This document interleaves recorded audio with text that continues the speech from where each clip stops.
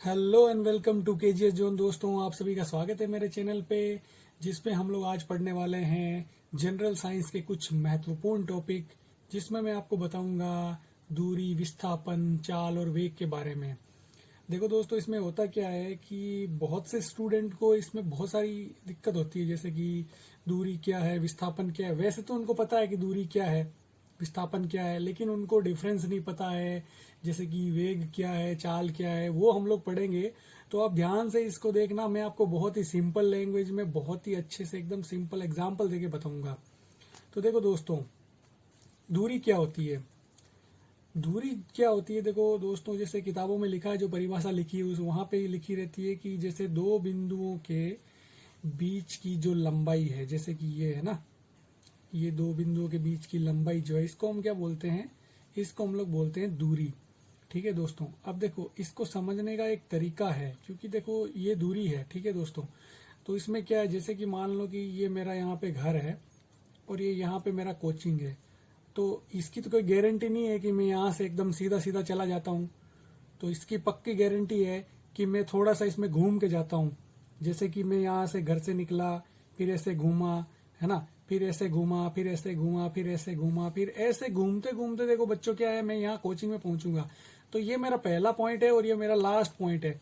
तो अब मैं आपको डेफिनेशन के अकॉर्डिंग बताना चाहूंगा कि आप यहां से अगर इसको जो मेजर करना चालू करोगे, मापना चालू करोगे ना, तो यहां से लेके इस तरह से मापना पड़ेगा आपको, इस तरह से घुमाव के अकॉर्डिंग। ये जो पूरी दूरी है ना, ये जो पूरी लंबाई, इसको बोलेंगे हम दूरी। यानी कि दो बिंदुओं के बीच की, जो दो बिंदु है, दो बिंदुओं के बीच की कुल लंबाई, ठीक है, बीच की कुल लंबाई, ठीक है, इसी को दूरी बोलते हैं दोस्तों। अब इसको परिभाषा में ऐसे ही लिखा जाता है, लेकिन समझने वाली बात यह है कि दूरी सीधी भी हो सकती है, आड़ी टेढ़ी भी हो सकती है, ठीक है ना। लेकिन क्या है दोस्तों, जो विस्थापन है, जैसे कि अभी मैंने आपको बताया कि भाई ये मेरी क्या है, कोचिंग है, ठीक, सॉरी, ये मेरी कोचिंग है, ठीक है ना, ये मेरी कोचिंग है और यहाँ पे मेरा क्या है, हाउस है, ठीक है, ये मेरा घर है। यहां से मैं देखो दोस्तों, एक तो मैं ऐसे टेढ़े मेढ़े होके जा रहा हूँ, है ना। क्यों जाना पड़ रहा है, क्योंकि देखो बीच में बहुत सारे घर आ रहे हैं, इसलिए मजबूरी है मेरी, ऐसे जाना जाना पड़ रहा है मुझे, लेकिन कोई जरूरी थोड़ी है। अगर मान लो यहाँ बीच में घर नहीं होते, अगर ये रास्ता एकदम सीधा होता इस तरह से, तो मैं ये ऐसे ही चला जाता। तो ये भी क्या है दोस्तों, एक तरह से दूरी ही है, लेकिन इसको हम लोग बोलते हैं विस्थापन, ठीक है ना।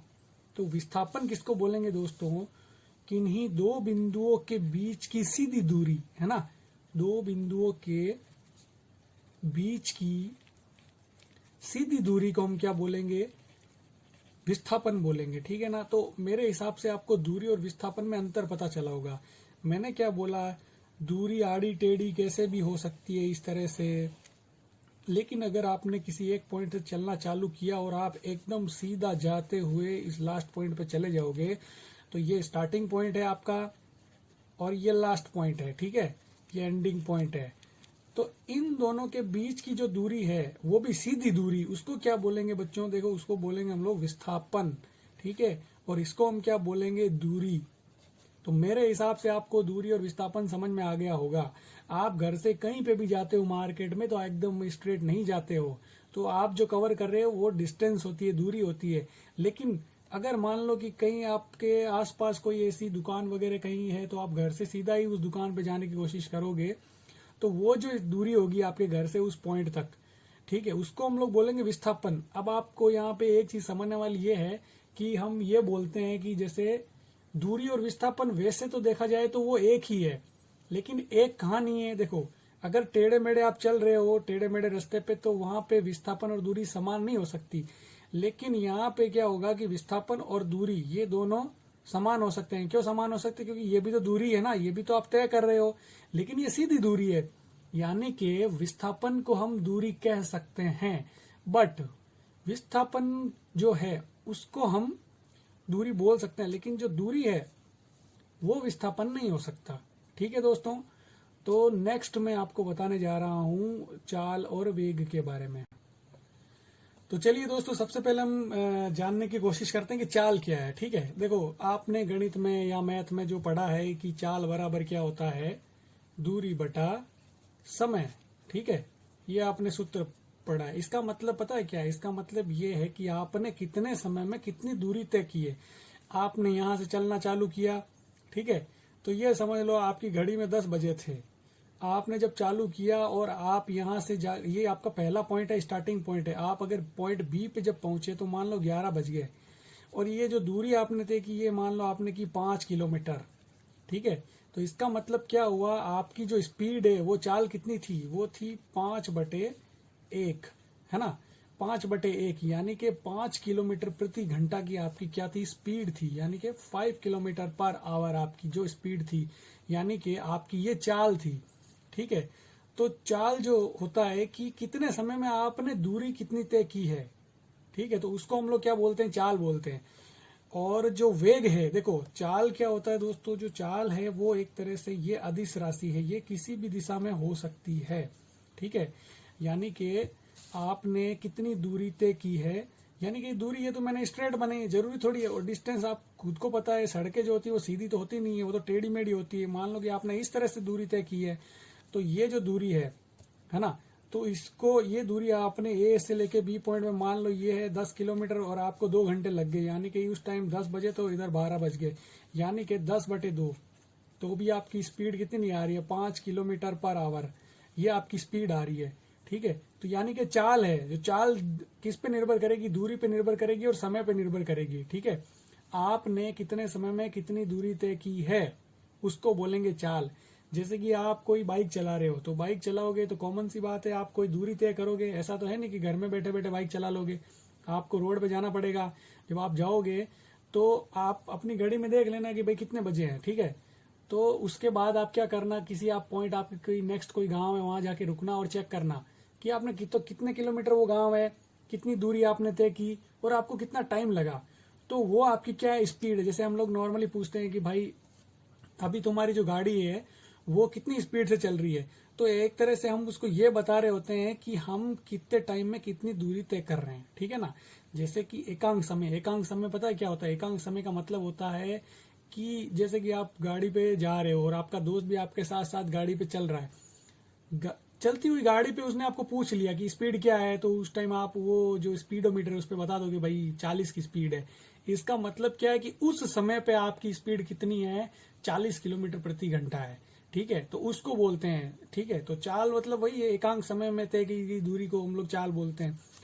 और वेग में पता है दोस्तों क्या होता है, वेग में बस फर्क इतना है कि दूरी की जगह पे क्या आ जाता है, विस्थापन आ जाता है, यानी कि आपका एकांक समय में तय किया गया विस्थापन, ठीक है। जैसे कि मैं चाल की अगर परिभाषा बताता हूं आपको, चाल की परिभाषा क्या हो जाएगी दोस्तों, चाल की देखो यहाँ पे जगह नहीं, मैं यहीं पे लिख रहा हूं यहाँ पे, कि इसकी जो परिभाषा है वो क्या हो जाएगी, थोड़ा मैं सिस्टमेटिक नहीं बता रहा हूं यहाँ आपको। देखो एकांक समय में तय की गई दूरी, ठीक है, उसको हम लोग बोलते हैं चाल, ठीक है, ये चाल की परिभाषा है। अब देखो दोस्तों, ये जो है ये तो मैंने आपको चाल के बारे में बताया। अब एकांक समय देखो, 1 घंटा भी हो सकता है, 1 सेकंड भी हो सकता है और 1 मिनट भी हो सकता है, उसी को बोलते हैं एकांक, ठीक है।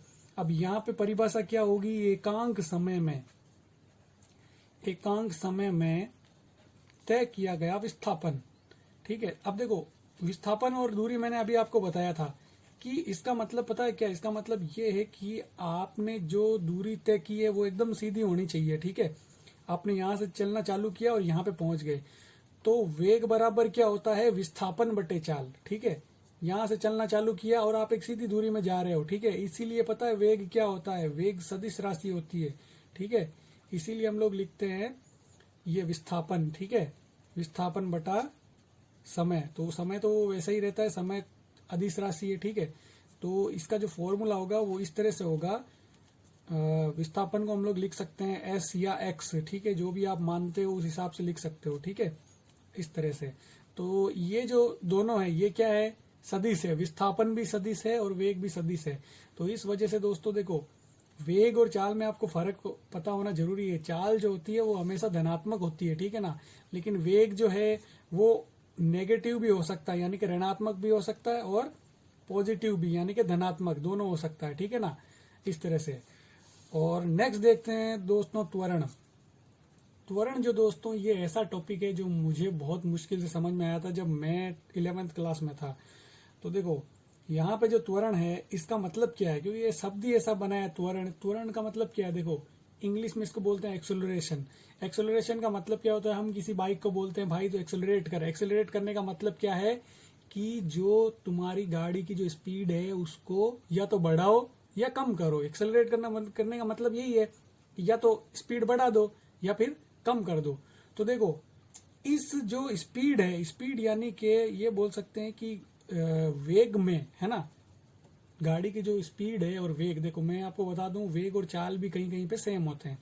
तो जो वेग है, वेग में परिवर्तन की जो दर है, देखो परिवर्तन की दर, दर जो शब्द है ना, दर जब शब्द आता है तो ये वहीं पे आता है जहां समय की बात होती है। यानी कि आपका जो वेग है वो बदल रहा है समय के साथ, ठीक है। वो कैसे बदलेगा भाई, आप किसी रोड पे गाड़ी लेके निकले हो तो ऐसा तो है नहीं कि आप एक ही स्पीड से चलोगे, है ना। आपकी स्पीड जो है वो क्या होगी, कम ज्यादा होगी। तो यही कम ज्यादा होना स्पीड का, इसी को हम लोग बोलते हैं त्वरण, ठीक है। तो मेरे हिसाब से आपको समझ में आ गया होगा कि त्वरण क्या होता है। वेग में परिवर्तन की दर को हम लोग बोलते हैं त्वरण, समय के साथ वेग में होने वाला बदलाव, ठीक है। अभी मैंने आपको बताया कि जो स्पीड के साथ वेग क्या होता है, हम लोगों को जब हम बाइक चलाते हैं तो हमको रेस को कम करना पड़ता है या ज्यादा करना पड़ता है। तो ये जो हम रेस में जो बदलाव करते हैं इसी को हम लोग क्या बोलते हैं, त्वरण बोलते हैं। तो आई होप आपको ये जो छोटी छोटी जो डेफिनेशन है ये समझ में आई होगी। और अगर आपकी और क्वेरी है और अगर आप चाहते हैं कि मैं आगे भी इसी तरह के वीडियोस लेके आऊं तो आप मेरे चैनल को सब्सक्राइब जरूर कीजिए, लाइक शेयर और कमेंट जरूर कीजिए, ठीक है। तो मिलते हैं नेक्स्ट वीडियो में। धन्यवाद, तब तक के लिए थैंक यू। जय हिंद, जय भारत, वंदे मातरम।